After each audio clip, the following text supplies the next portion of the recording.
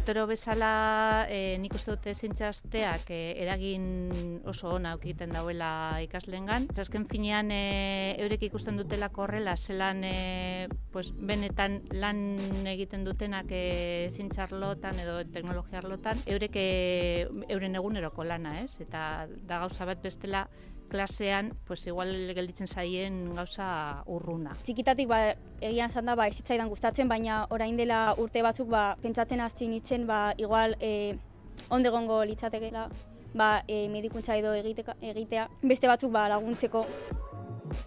Vemos que realmente que las tecnologías, tanto más de ciencias, biología, medicina, como las más técnicas de robótica, mecatrónica, diseño mecánico, se unen y pueden dar soluciones más personalizadas para lograr una mejor calidad de vida, que es lo que se trata. Que la gente viva más años, pero también con mayor calidad de vida. Nik uste dute horretan institutu egin behar dela, ez? Eta holako hitzaldiak adibidez motea ikasleentzat oso interesgarria dela eta aprobetxatzeko modukoak direla.